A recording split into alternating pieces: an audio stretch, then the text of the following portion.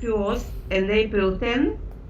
B. November 1st and December 2nd. C. December 10th, April 10th. D. February 1st and April 10th. So second installment. So I will eliminate D. Okay. I will eliminate C. Okay. And I have 50-50.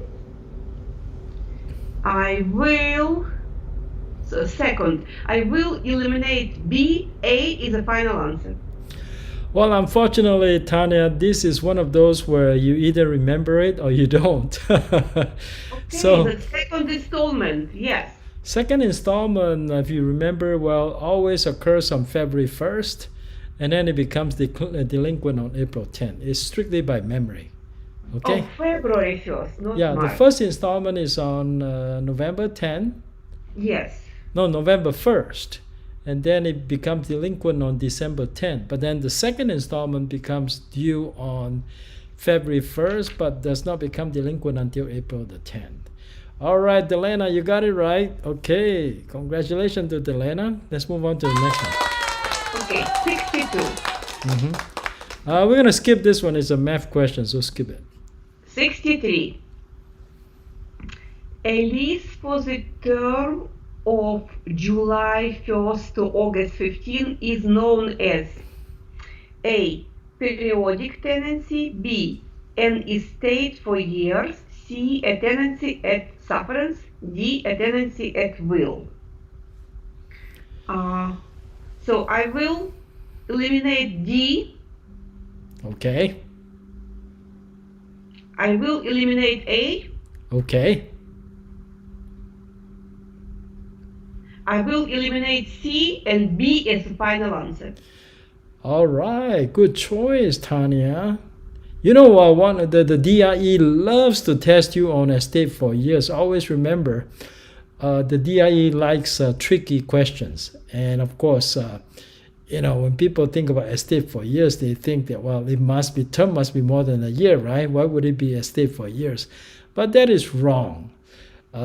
An estate for years can be shorter than a year. An estate for years is basically a fixed term. It's a fixed term lease. That's what it is. Estate for years. Okay.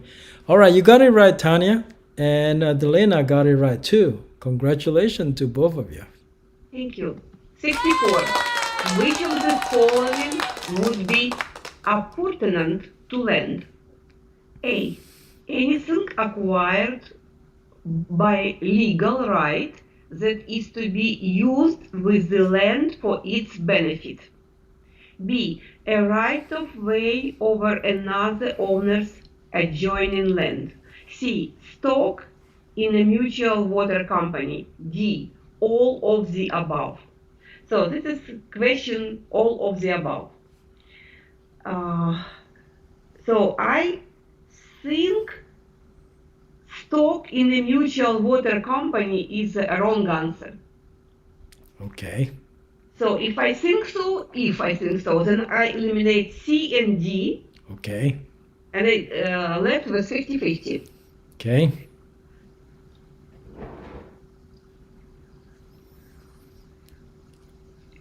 I will eliminate B and choose A as a final answer. Oh boy, you got it. Answer, huh? You got it wrong. It's actually. Let me help you with the analysis. Okay. There are three components to real property. There are only three components. Component number one is land.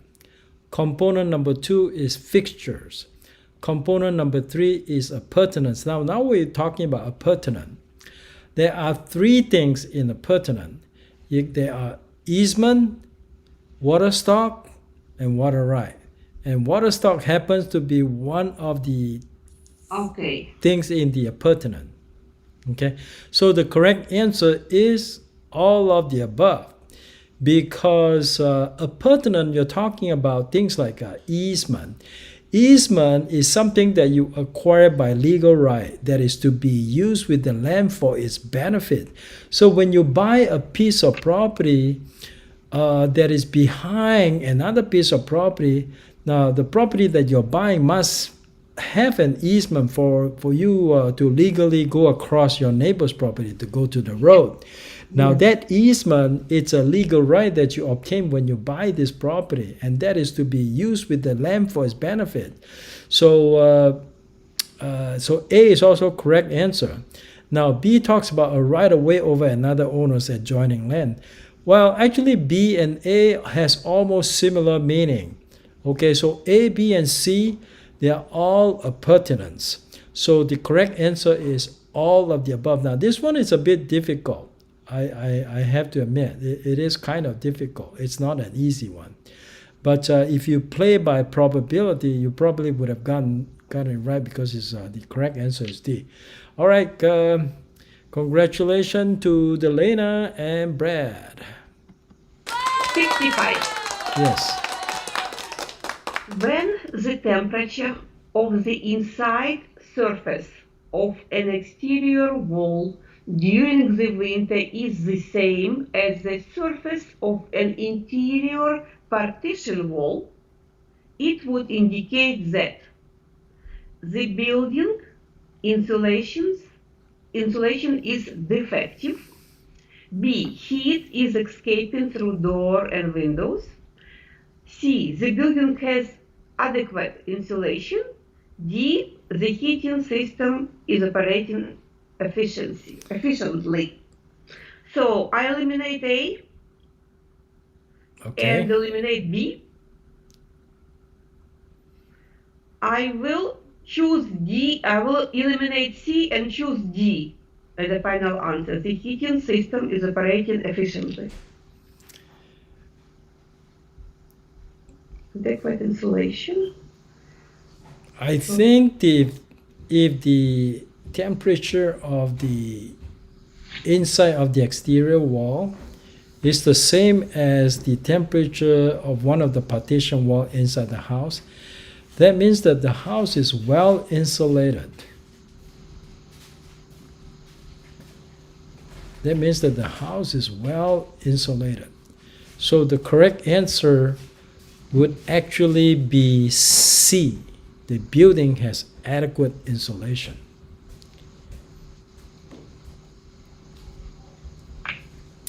Okay, so nobody got it right. Okay.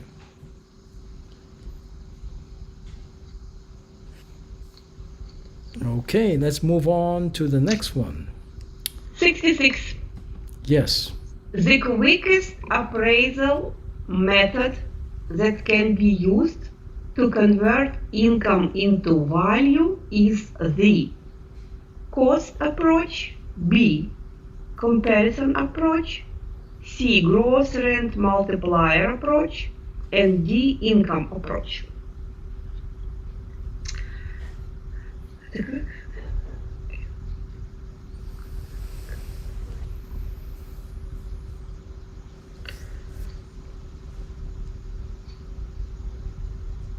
So I will, okay, I'm not sure about this one at all. So I've been thinking, but I don't know. So I eliminate B, comparison approach. Okay, good one.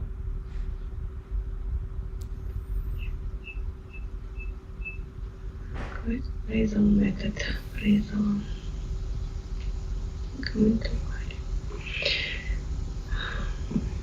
So income and income. So I eliminate B, comparison approach.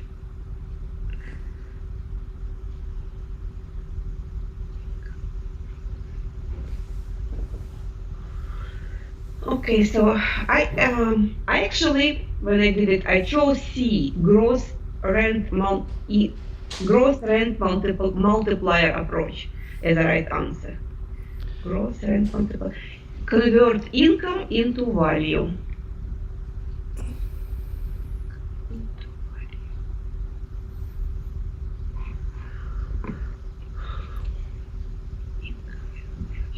Are you still thinking or you? I'm done. So C is the final answer. which one? C. You are right. You know why a gross rent multiplier is the quickest one? Because it's just an index. So what you do is you take the gross rent multiplier and multiply by the rental income. Right away you get the value. So that is the quickest appraisal method that can be used to convert income into value. But the property must have income. Okay, great, you got it right. And Brad got it right too. Congratulations and applause to you guys. Thank you. 67. A sublease is A. The same as an assignment of lease. B. A transfer of the entire leasehold.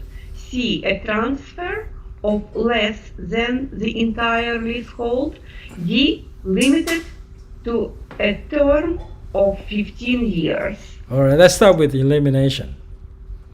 Yes, I eliminate D.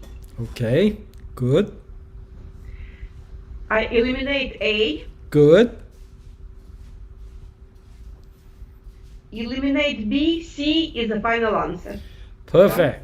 Less So, than entire Yeah, lease. a sublease is actually less than the entire. It's a transfer of less than the entire lease. So that's what a sublease is. All right, great, perfect. Looks like Brad, you got it right. So, Tanya, you got it right. Applause to you guys. 68. An appraiser will consider a number of factors when conducting an appraisal. All of the following would be considered in the appraisal except. Yeah, it's a misspell. It should be except. Sorry, EXCEPT. Yeah, I read it as except. Yes. I implied. Yes. A definition of value. B. The property rights to be valued. C. The assessed value. D. Identifying the property. Yes. I will do elimination. Yes. Eliminate D. Now, read the question and make sure that every time when you see a question that ends with except, be extremely careful. Okay. What is it asking you to look for? It's asking you to look for something that is not a factor to be considered, right? Yes. Okay.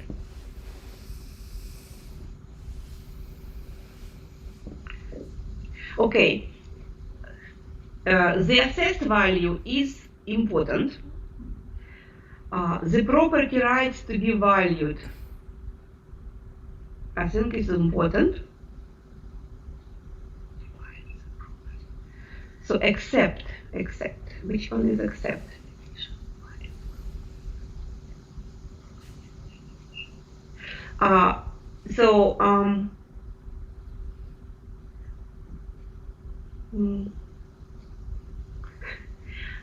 Definition of value. Except. I think A is a correct answer. So you don't think an appraiser needs to define the value?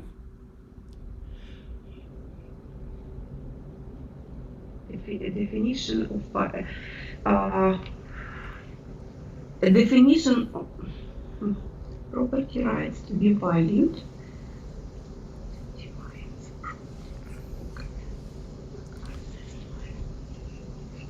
Let me ask you this, Tanya. Do you think an appraiser would think the assessed value is important?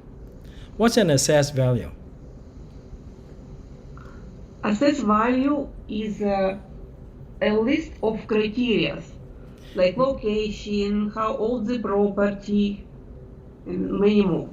Oh no, the assessed value is actually a value that is assigned by the county assessor when they're trying to decide how much property tax you should pay. Yes. But the assessed value really, it's not something that the appraiser would even look at. They don't look at assessed value. What would be important to an appraiser would be a definition of value, property rights to be valued, and identification of property. they have to identify which address is the property, right? Which piece of property they are Yes. appraising. So identification of the property is important. Definition of value too, because they have to pick the right definition for the value. And then they have to determine whether they are assessing fee simple, are they assessing land lease, or are they assessing an easement, or what are they doing? So the property rights to be valued is also important. The only thing that is not important amongst the list given is the assessed value. So assessed value is the right answer. Okay, thank you. I see All right. now. Yes. Okay. After All you right. said it, I see it. Yes, thank All you. right. Looks like Delaney, I got it wrong, and then you got it right again. All right. Let's move on to the next one. 69. A trustor defaults on his loan and refuses to reinstate the deed of trust. The most expedient thing for the beneficiary to do is to institute a sheriff's sale, a lien, C. Foreclosure by trustee sale, D. A judicial foreclosure. I will do eliminate A. Okay, good one. I will eliminate B. A good one. I will eliminate D. I choose C as the final answer. Perfect. You got the right answer. And the reason why D is the wrong answer is because that's not the most expedient way for the lender to get the property, to get their money back. A judicial foreclosure, the lender can choose between trustee sale and judicial foreclosure, but judicial foreclosure takes too long. So quicker way would be by foreclosure by trustee sale. So C is the right answer. All right, Delena, you got it right. Tana, you got it right. Okay, both of you got it right. All right. Let's move on to the next one. A title company offers to pay any licensed real estate agent a small fee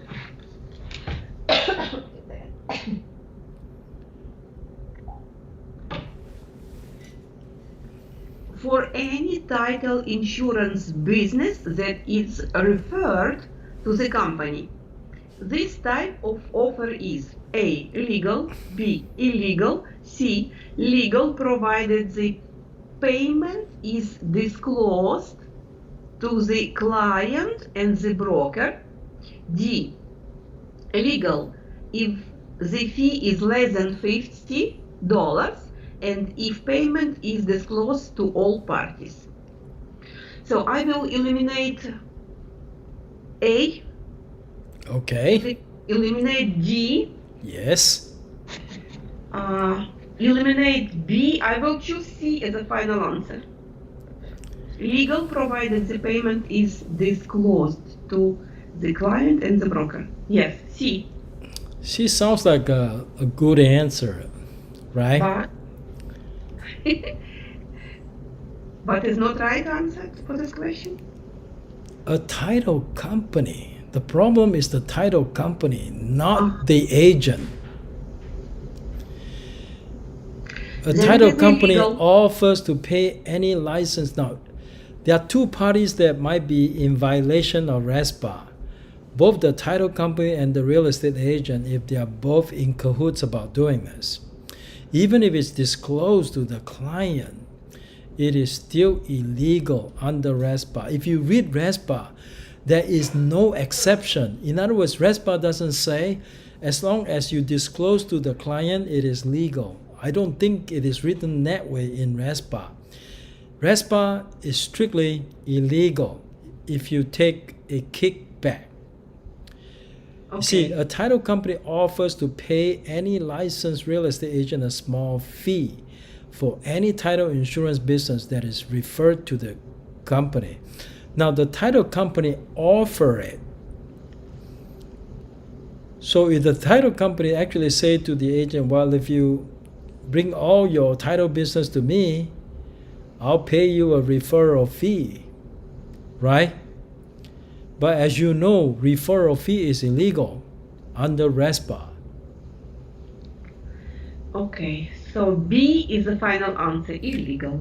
A title company offers to pay any licensed real estate agent a small fee for any title insurance business referred to the company. Every time when you see something like that, be very, very careful. Most of the time it is illegal. Okay? I would be rather uncomfortable picking C. I'd rather pick B on this one. Okay? All right? Yes. It Okay. is better when you explain. Good, All thank right. you. Let's move on to the next one. 71. In single agency, the licensee is representing A. One broker, B. Only the seller or buyer, C. Only one property owner, D. Both parties in a transaction. I like elimination first. Single agency, so I eliminate D, both parties. That's easy, huh? That's an easy elimination. Okay, all right. You're left with 3. Eliminate A, one broker. Licensee is not a broker, so eliminate broker. Yes.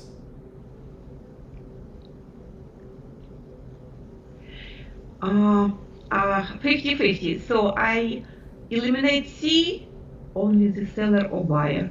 B is the final answer. Great. The reason why C is the wrong answer is because single agency talks about one side and not 2 sides. So how many sides are there in a real estate transaction? 2 sides, seller and buyer. Exactly. So it has nothing to do with the number of property owners. It's talking about number of sides. That's why C is a bad answer. Although some people might be fooled into picking C, the correct answer is actually B. Whenever there's a single agency, it means that you either represent the seller or you represent the buyer. Okay? All right, 71, you got the right answer. Congratulations. All right, next one. 72. Let's see. No, this is not a math question. This one is a good exam question. Now let's try to tackle this one.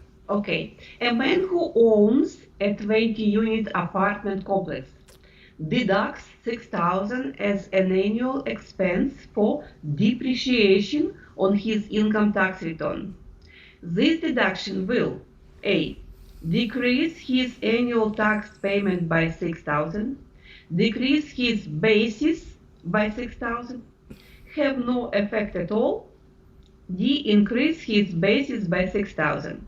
So I eliminate D, eliminate C, eliminate A, I choose B as the final answer. Perfect. Every time you claim depreciation, your basis... Oh no, let's see. Every time you claim depreciation, your basis is decreased, which means that in the future, if you sell it, you pay a higher capital gain, but you got no choice because when you claim depreciation, it actually lowers your income tax. So basically, you pay back to the Uncle Sam in the future. In the future, you will learn more, but for this question, the right answer is decrease his basis by $6,000. Every time when you claim depreciation, your basis is decreased. Just remember that. So B is the right answer. Yeah, B number B. 2. B number 2 is the right answer. So let's go ahead and give Tanya a big applause and give anyone else that had it correct big applause. All right. Yes. 73.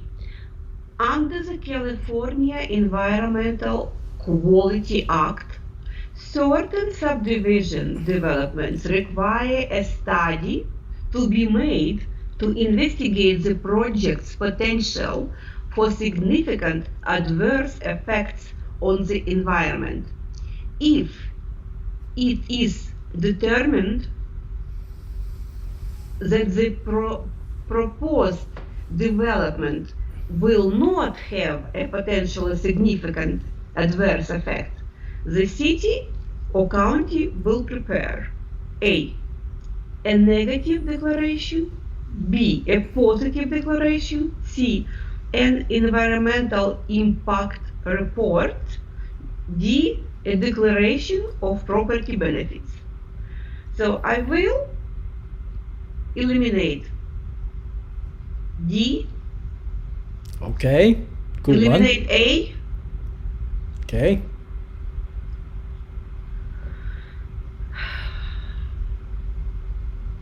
eliminate B, choose C as the final answer. Unfortunately, you got this one right, and I have to tell you though, this particular question did not come out of the principal book. It is one of those questions that I call 10%, because of the 150 questions in the DRE exam. About 15 questions belong to this type of category. That means that it's not in the book. So it's this particular one actually showed up in the actual DRE exam, even though it's not in the book. So if you got this one wrong, it's okay, but at least you wouldn't know what the right answer is. Now, CEQA, California Environmental Quality Act, the short name is called CEQA. Now, every time when there is a subdivision project, California law, the CEQA law, actually requires the developer to do what we call an environmental impact report.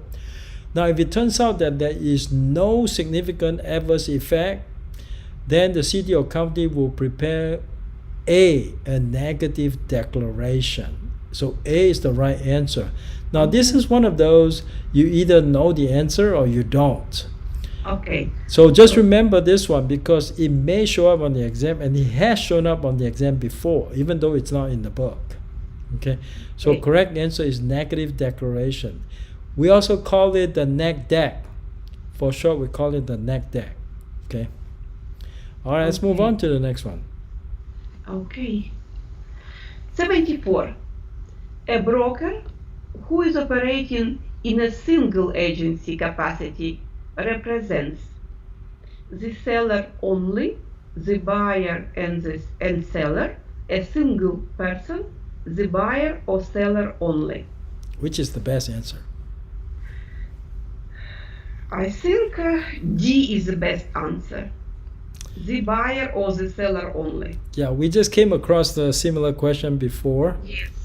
And a broker who's in a single agency capacity does not necessarily have to represent the seller only, because they can represent the buyer only. So that's why between A and D, D is a better answer than A. Okay. C is obviously wrong, a single person. That's just to throw you off. B Yeah. is a dual agency, so it's not a single agency. So B is wrong. The correct answer is the buyer or seller only. All right, Tanya, you got it right. I'll give you a big applause there. Thank you. All right, let's move on to the next one. 75. Which of the following best describes puffing? A. A misleading assertion about the property made by the seller or the agent that is expected, interpreted as the true fact. There's something wrong with the answer. That is expected to be interpreted. I think he's missing to be here. That is expected to be interpreted as a true fact. Okay. B. A superlative statement about the property made by the seller or agent that shouldn't be considered an assertion of fact nor interpreted as a representation of fact. C. A deliberate representation made in reckless disregard of its truth or falsity. D. Employment deceptive advertising to induce a buyer to make an offer on a property.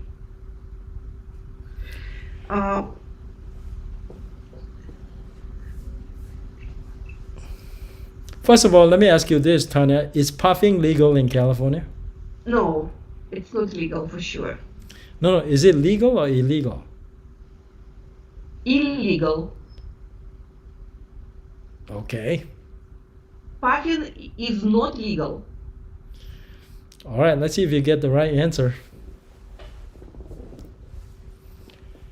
Which of the following best describes puffing? Yes. They all describe puffing, seriously. No, But best no. describe puffing. If you look at the 4 answers, one of them particularly stand out. The other 3 are about the same. Okay. 3 of them say I will it's eliminate illegal. D. One of them say it's legal. I will eliminate D because it says advertising. There is no advertisement in the question. Okay.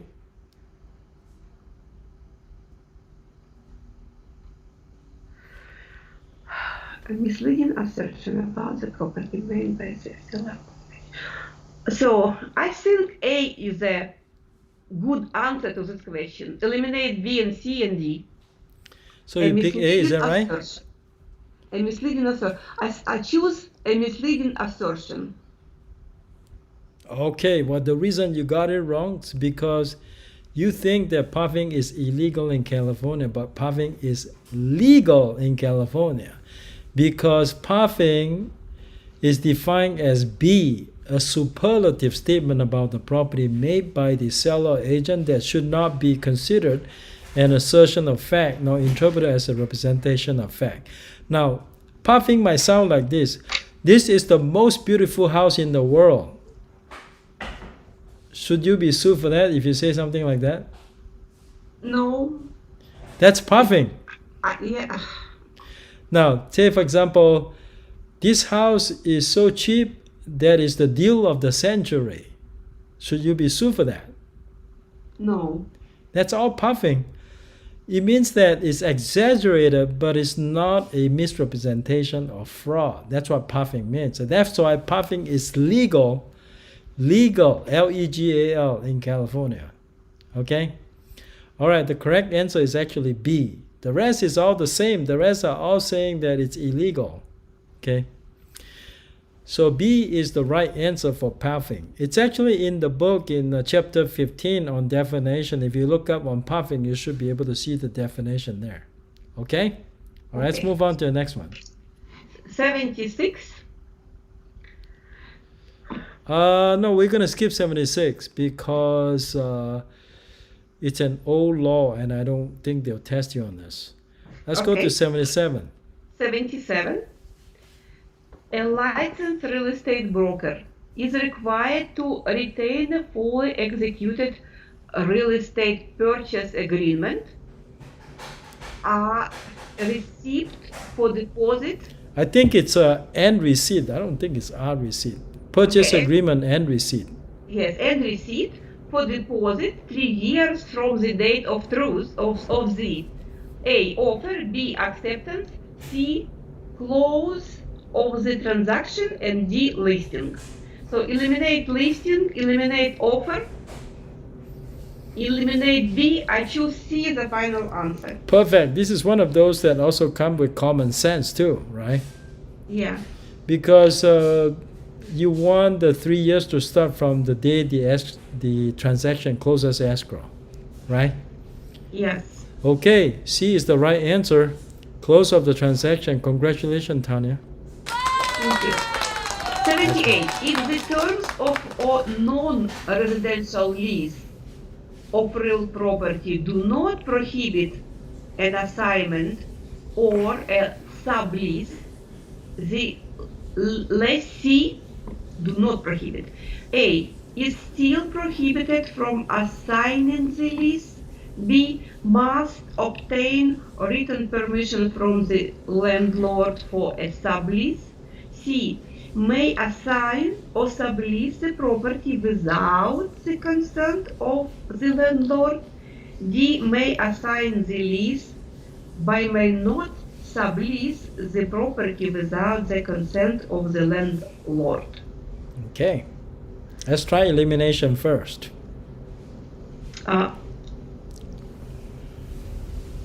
eliminate A is still prohibited from assigning the lease. Yeah, that's a good elimination.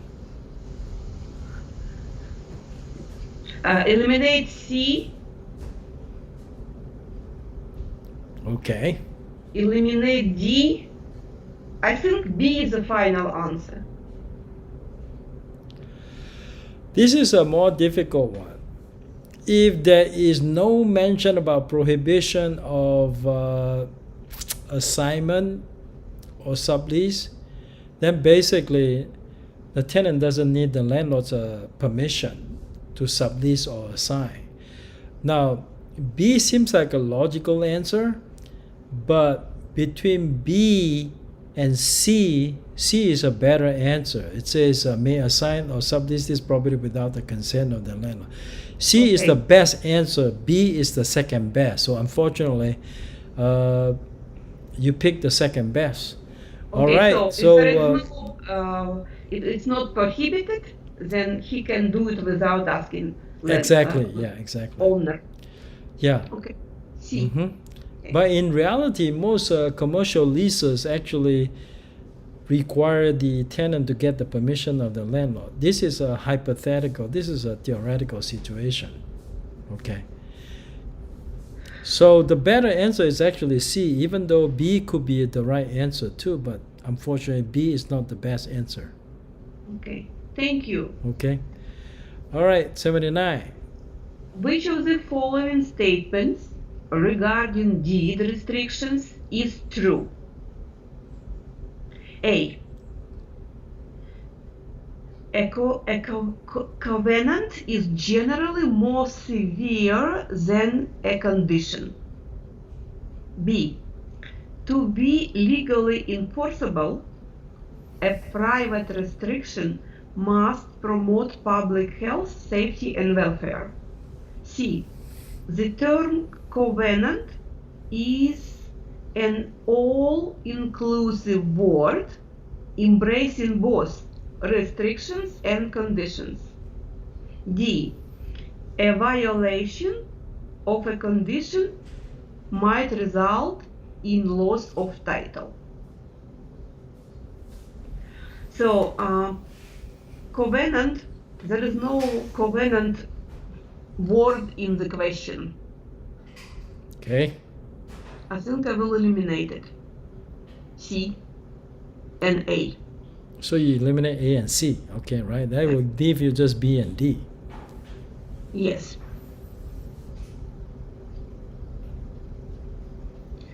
So deed restrictions. Okay, I eliminate D and I choose B as a final answer. B. Unfortunately, your 50-50, you lost it out, even though you narrow it down to 50-50. The correct answer is actually D. A violation of condition might result in a loss of title. That's strictly out of the book. If you remember what's in the book, you remember D is the right answer. Now, B, the reason why B is wrong is that a private restriction does not have to promote public health, safety, and welfare. That is not required. A private restriction is not required to promote the health, safety, and welfare, public health, safety, and welfare. No, that's not a requirement. So B is out. That leaves us with just D. A violation of condition might result in loss of title. So D is the right answer. Okay? Okay, thank you. Yeah, it's from the book actually. All right, 80, the last one of the night. Let me see. Alquist-Priolo. It says Alquist-Priolo. The Alquist-Priolo That's right. Fault Zoning Act only applies to the sale of all structures in California. B. Undeveloped land. C. Property located in county territory. D. Property located in the vicinity of hazardous earthquake faults. I just know that I know that Alquist-Priolo is about earthquake. So I know for sure D is the final answer. All right, this one does not require a lot of thinking. All right, perfect. You got it right. Okay, you did well tonight. All right, so a big applause to you. Okay. Thank you, Kenny. I feel better after you explained. Thank you. Okay, great. Now, today we went from 61 to 80. Next week we're gonna go from 80 to 100. That will complete 200 questions. And if you like my content tonight or my presentation tonight, give me a thumbs up. And if you are new to my channel, consider subscribing to it and hit the bell for further notification. That way you don't miss anything. And also share this video with your friend. And I hope to see you around, and I hope to see you next Wednesday, next Thursdays as well. Okay, everybody has a wonderful evening. Okay, I'll see you later. Bye. Thank you.